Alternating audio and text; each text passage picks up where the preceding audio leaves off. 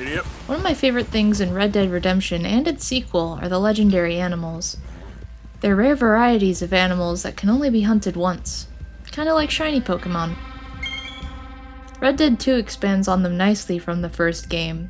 There's a lot more of them, including a set of legendary fish to catch. Gotcha.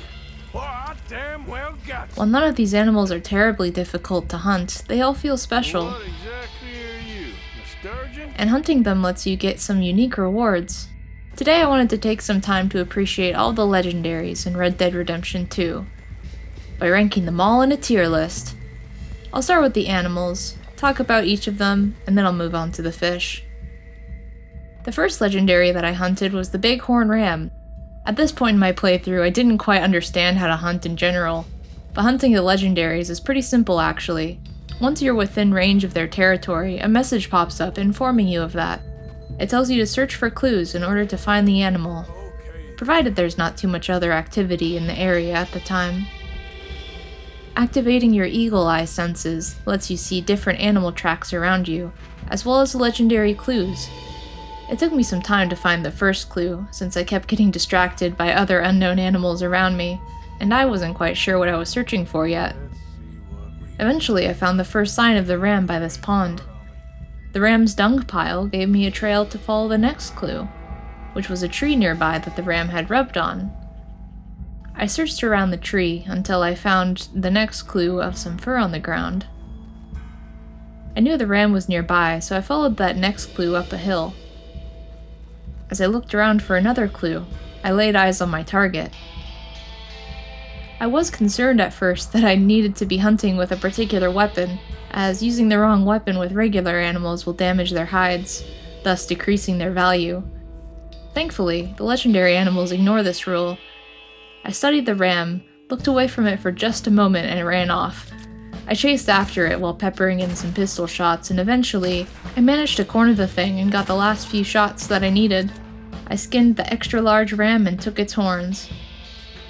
I had put this legendary in A tier, because its horns can be used to craft a trinket that doubles yields from some herbs. And with the pelt, you can craft a pretty decent hat and some chaps, without needing any other pelts. Later on, I hunted the legendary bear, as I was not successful hunting it during the mission where you're taught how to hunt, but at least I knew exactly where to look for it. The first 3 clues are in the same place where you first encounter the thing, and it's pretty much a straight shot till I found him further back in the trees. At least I had a rifle this time. I thought one headshot would get the job done, but I was wrong. I was still bad at the game.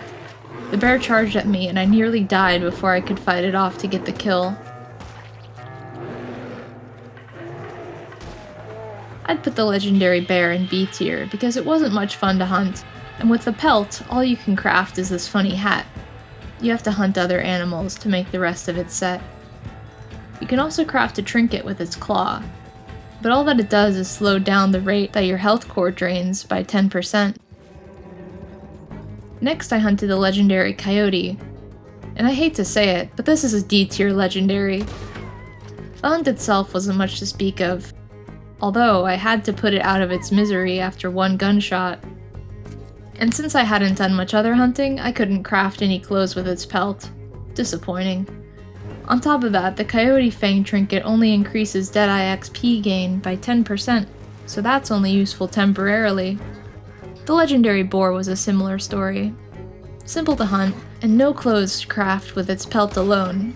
The boar tusk talisman's a little bit more useful, but crafting that requires other items alongside the tusk. Therefore, the boar is D tier as well.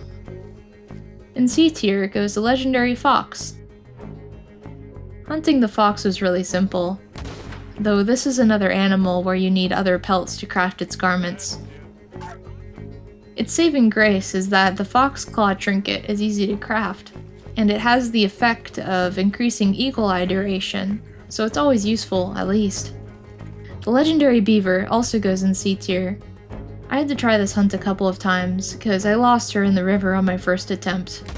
The beaver territory is a bit annoying, but the hunt was easy on a second try. With the pelt alone, all you can craft are some okay-looking gloves. Though the beaver tooth trinket is decent, as it slows down your weapon degradation by 10%. Next up is a legendary buck. This animal's got chutzpah, which I have to respect. After finding its clues, I had some trouble finding it in the trees. And once I noticed where it was, I had my scope right on him. And then he noticed me noticing him, and he charged at me. Thankfully, I managed to evade this assault. And the buck just tried to run away after that. Legendary buck is a solid B tier. You can't craft any clothes with its pelt alone, but the buck antler trinket raises your chances of getting higher quality parts from animals you hunt, and that's pretty useful. The legendary moose looks kinda cool, but there's not much to it other than that. It's easy to track down and a tough target to miss. And after you hunt him, you need more hides to craft any of the clothes. And the moose antler trinket also requires other animal parts to be crafted. So for me, the moose is D tier.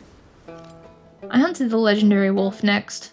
His territory is a cool open space with geysers around, easy to spot with his dark coat. Wolfie goes in C tier since you can't make any garments with his pelt either, sadly. But the wolf heart trinket doubles your resistance to alcohol, and that's epic. Back up in A tier goes the legendary Tatanka Bison. On the plains of New Austin, it's surprisingly tough to find signs of it. But once I did see him, he was hard to miss. With the pelt, you can craft 2 pieces of the clothing set, the vest and the batwing chaps. I'm not a fan of these really, but I don't hate them either. And on top of that, you can craft a trinket with its horn that reduces melee damage done to you by 10%. So overall pretty solid. The legendary pronghorn's got a striking appearance, and his horns can be crafted into a trinket that stops animals from decomposing while they're on your horse. Kinda nice. But you can't make any clothes with just its pelt, and its territory is a bit annoying to navigate, so that'll be another C tier. A's for alligator, cause it's another A tier for me. The legendary alligator is a fun one. You have to find them in the swamplands that are full of regular alligators, so there's them to watch out for whilst searching for clues. Once you track the legendary, you better not let him spot you. When this guy charged at me, I got 3 deadeye shots with my rifle, but he just kept trucking. Gator caught me in his jaws and I instantly died. A couple of my attempts to hunt this beast were thwarted by regular gators in the area. One of them even had magical teleportation abilities that I simply could not counter.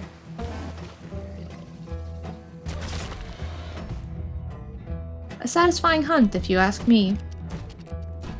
And after skinning the big boy, you're able to craft a couple pieces of clothing. The vest and the boots are kinda cool if you like scales, though I simply enjoyed the immediate reward of them.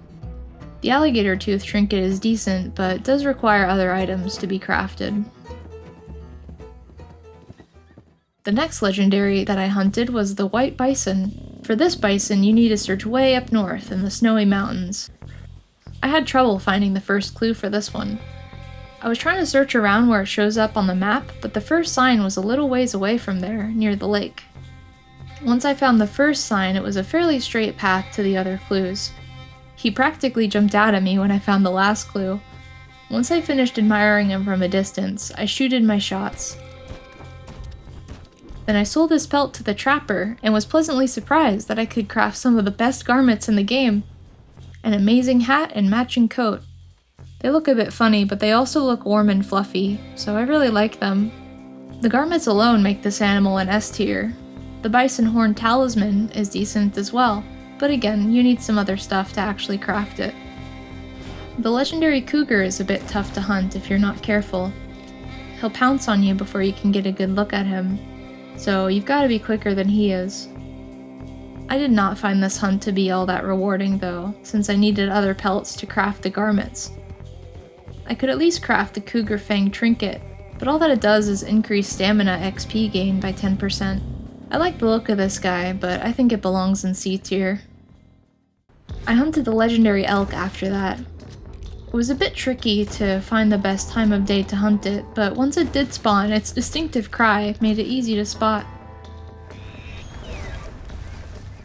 Once I sold the pelt, I could only make an okay pair of gloves. The elk antler trinket is decent, as it raises the money you get from looting by 10%, but money is not very hard to come by in this game. And the late game too, it's especially useless, so elk's gotta be in D tier. The last legendary animal I had to hunt was the panther. This animal requires you to complete all the Master Hunter challenges before it'll spawn. The challenges are fairly simple, though they can be time-consuming. The legendary panther is a lot like the cougar, in that it's quiet and will jump out at you if you're not careful. The panther spawns in a more wooded area too, so it's even harder to see, though once you know what to expect, he's not so tough. I'd put the panther in S tier, as only a real Master Hunter can even encounter this animal, and the pelt can be crafted into a pretty sick cloak. The panther eye trinket too can be easily crafted, giving the helpful effect of lowering the drain speed of the Deadeye bar by 10%, but only for 3 seconds. That's all the mammals covered now, but there's also legendary fish in the game. Other than needing to use certain special lures in certain spots, there's not much to the fish other than their appearance. So long as you know the secret fishing technique. Anyways, we'll run through these fast. Technically, there's 15 of them, but 2 of them are tied to specific missions, so they aren't counted in the game's compendium, so I won't include them either. I'm ranking these fish mainly off vibes, by the way. Starting with the bluegill in C tier. The chain peckerel is in D tier. The lake sturgeon is in S tier, obviously. Steelhead trout is an A tier. Legendary perch is a B tier. The muskie is A tier. The long-nosed gar is another S tier. Damn, that's you. All right. The giant smallmouth bass is an A tier. What are you? Smallmouth. The redfin peckerel is in D tier with its cousin. Another bass, the largemouth, goes in B tier. The sockeye salmon is also B tier. The rock bass is in C tier. And lastly and leastly, the legendary bullhead catfish was disappointing, so I'm putting it in D tier. I had to take a boat all the way to this island and back for just a 6-pound fish. To be fair, my expectations were high, knowing it was a catfish, but I was hoping for a monster for all the time this one took. And that's all the legendary animals in Red Dead Redemption 2, ranked somewhat arbitrarily to my own taste and experience. Let me know if you agree or disagree with my rankings, or critique my new details about my YouTube video about video game animals. Regardless, I hope you've enjoyed this silly tier list. Subscribe for more videos about video games. See you next time. Stay safe out there. Bye-bye!